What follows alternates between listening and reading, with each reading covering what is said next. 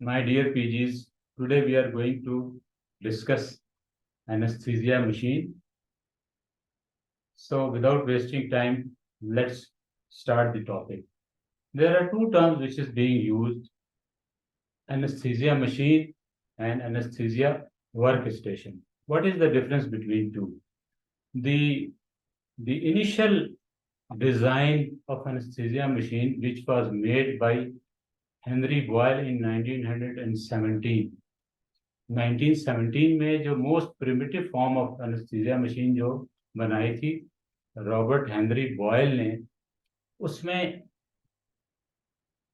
there were used to be a compressed gas supply in the form of cylinders. Then we had a flow meter along with a vaporizer जो कि इन gases को उसके साथ blend करता था, mix करता था. And then we had a delivery system. Okay, and the only monitoring device available at that time was an aneroid type of non-invasive blood pressure monitor, जिसपे हम मैनुअली जो है वो ब्लड प्रेशर को मॉनिटर करते थे. So that primitive anaesthesia machine is used to be called as a Boyle's apparatus, जो कि उसके इन्वेंटर के नाम पर जो है वो बनाई गई थी, या उसको हम सिंपल एनेस्थीसिया मशीन भी कहते हैं. आजकल की जो मॉडर्न एनेस्थीसिया मशीन है जिसके अंदर दीज बेसिक थिंग्स इनके अलावा यानी कि compressed gas supply, flow meter, vaporiser and a delivery system, उसके अलावा modern monitoring devices are available. Like we have cardiac monitor जिसमें आप ईसीजी मॉनिटर करते हैं, non invasive blood pressure monitor करते हैं, पेशेंट की पल्स ऑक्सीमीटर मॉनिटर करते हैं, कैप्नोग्राफी करते हैं, टेम्परेचर करते हैं, you monitor FiO2, you monitor concentration of inhaled anesthetic agent and exhaled anesthetic agent. So, and these are all monitored automatically. ठीक है? So, these modern anesthesia machines in which all these monitoring equipments are incorporated in it. So, this anesthesia machine nowadays is called as anesthesia workstation. Okay?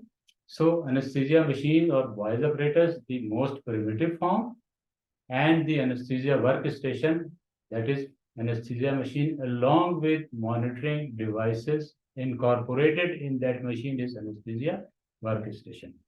So whenever we start discussing anesthesia machine, तो हम start हमेशा वहां से करते हैं जहां से oxygen या गैसेस सोर्स जो है वो वहां से स्टार्ट करके जहां जहां से ये गैसेस पास करती हैं हम उसको फॉलो करते हैं.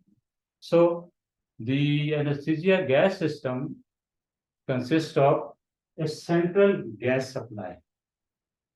Okay, this central gas supply may be either in the form of manifolds, जिसमें बहुत सारे सिलेंडर्स इन सीरीज में अटैच भी होते हैं और वो सारे cylinders at a time use होते हैं इन ऑपरेशन थिएटर और in ICU, central supply से, or it is stored in the form of liquid form of oxygen which is called, हम कहते हैं इसको vacuum insulated evaporator और VIE. मैनीफोल्ड में हम बोथ ऑक्सीजन और नाइट्रस ऑक्साइड को स्टोर कर सकते हैं सेंट्रल सप्लाई में, where as in vacuum insulated evaporator it is only the oxygen which is stored and it is stored in the liquid form. अब हम थोड़ा सा डिस्कस करते हैं इन दोनों को बारी बारी. So what is vacuum insulated evaporator? Basically it consist of A double wall big, you can say it is a cylinder or big container which rests on a weighing tripod. So इसके तीन ये legs हैं, just like the tripod of a camera. ठीक है? Out of this three legs, इसका ये जो rest करता है ये दो लेग्स पे रेस्ट करता है और तीसरे लेग पे जो है वो एक वेइंग स्केल बना होता है, ये जो मैंने बनाया है. इसका क्या फंक्शन है? It weighs the weight of this vacuum insulated evaporator. जब ये खाली हो तो फिर यहाँ जो वेट शो हो रहा होता है उसको हम कहते हैं टेयर वेट और tare weight, which is weight of any empty cylinder और एम्प्टी कंटेनर. और फिर जब इसके अंदर लिक्विड ऑक्सीजन डाल देते हैं तो फिर जो वो वेट शो करता है वो टोटल वेट होता है।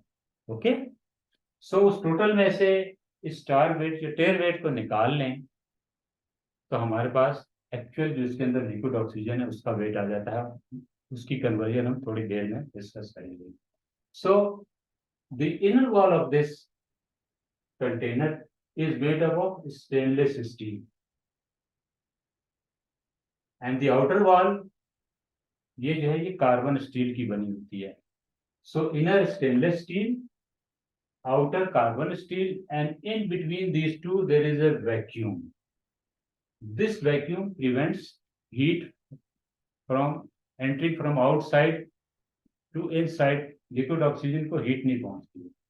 And this vacuum is filled with perlite powder जो कि itself is an insulating material है। ठीक है, inside this cylinder the temperature is minus 160 to minus 180 degrees centigrade, which is well below the critical temperature of oxygen, that is minus 118 degree centigrade. Oxygen का critical temperature minus 118 degree centigrade है। And I hope you understand what is meant by critical temperature. Briefly मैं आपको बता देता हूँ। Critical temperature is the temperature at which a gas must be cooled to liquefy it at a certain its critical pressure। यानी कि किसी भी gas को आप कूल करते जाएं तो एक टेम्परेचर आता है जिसके ऊपर ये लिक्विफाई हो जाती है। सो जिस टेम्परेचर पे लिक्विफाई होती है उसको हम उसका क्रिटिकल टेम्परेचर कहते हैं। और उसके ऊपर वो जो प्रेशर अप्लाई करते हैं, सिर्फ टेम्परेचर ही रिक्वायर्ड नहीं है, वो जो प्रेशर अप्लाई करते हैं जिसपे वो लिक्विफाई होती है उस क्रिटिकल टेम्परेचर पे उसको हम कहते हैं इसका क्रिटिकल प्रेशर। सो ऑक्सीजन का critical temperature minus 118 degree centigrade है और इस सिलेंडर के अंदर जो minus 160 डिग्री सेंटीग्रेड टेम्परेचर है, इस टेम्परेचर पे इसका क्रिटिकल प्रेशर जो है वो 7 बार या 105 पाउंड्स पर square inch. Okay, so temperature is minus 160 to minus 180, pressure is 7 बार और 105 पाउंड्स पर स्क्वायर इंच। ठीक हो गया। जब ये ऑक्सीजन की कंजप्शन मिनिमम होती है या ना होने के बराबर होती है, लेट से टोटली शट डाउन हो जाती है, फिर क्या होता है, ये ऑक्सीजन कंटिन्यूसली एवापोरेट होती रहती है, इसके वेपर्स बनते रहते हैं एंड देयर आर चांसेस कि ये प्रेशर अंदर इतना ज्यादा बिल्डअप हो जाए कि it can get explode. So to prevent that explosion इसके टॉप पे एक प्रेशर रिलीफ वाल्व लगाया गया है so that when the pressure rises excessively that oxygen is vented out through this pressure relief valve। ठीक हो गया। ओके, अभी मैंने आपको बताया कि इसके अंदर ये जो वेइंग स्केल है, ये वेइंग स्केल इसके अंदर कितनी लिक्विड फॉर्म में ऑक्सीजन है उसको किलोग्राम में हमें बताता है। ठीक है, लेट सपोज इसके अंदर 20 किलोग्राम जो है वो लिक्विड ऑक्सीजन है। सो 1 किलोग्राम को हम कंसिडर करते हैं it is equal to 1 litre. 1 kilogram is equal to 1 kilogram is equal to 1 litre.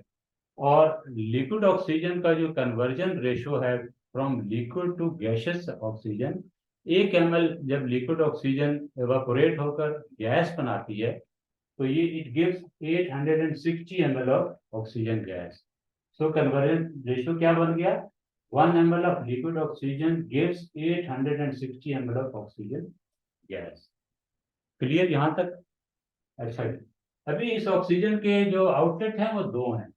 जब ऑक्सीजन की कंजम्पशन नॉर्मल सी होती है आम दिनों में, ठीक है, तो इसमें से ऑक्सीजन जो है वो गैस फॉर्म में आउटलेट यहाँ से निकलती है। और चूंकि टेम्परेचर इसका बहुत ज्यादा लो है, सो इसको वार्म करने के लिए it has to pass through a coil of pipes which is called superheater। although इसके अंदर कोई हीटिंग का एक्टिव मैकेनिज्म नहीं है जो कि इसको वार्म करे, it just absorbs heat from the surrounding air से हीट एब्जॉर्ब करती है और इसके टेम्परेचर को -160 से सराउंडिंग टेम्परेचर, एम्बिएंट टेम्परेचर पे ले आती है, ठीक है।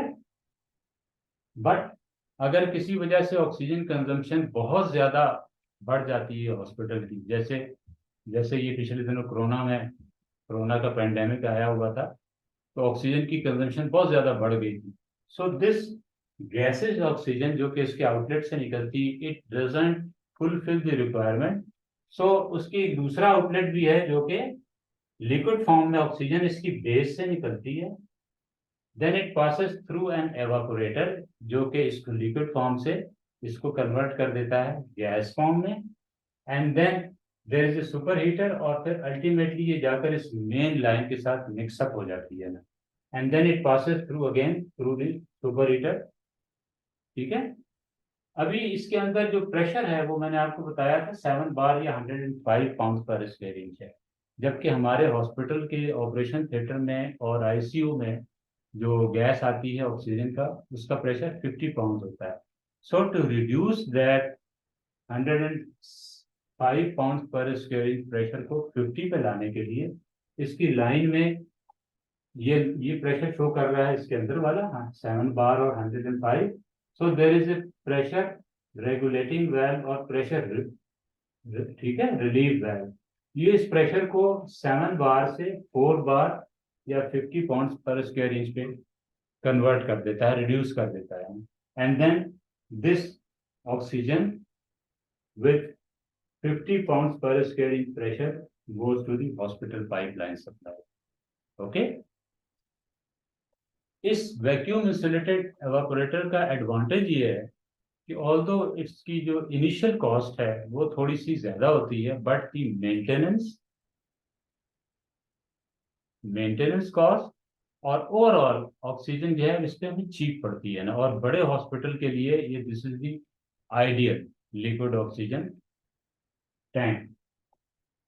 दूसरा एडवांटेज ये है कि आप देखें कि ये जो सिलेंडर्स हम यूज करते हैं मैनीफोल्ड में या दूसरे सिलेंडर, उसके अंदर प्रेशर बहुत ज्यादा होता है। ऑक्सीजन का प्रेशर 2000 पाउंड है, नाइट्रस का 750 पाउंड है, यहाँ प्रेशर जो है only 105 pound per square inch है। सो लो प्रेशर होने की वजह से this is relatively more safe, ठीक है।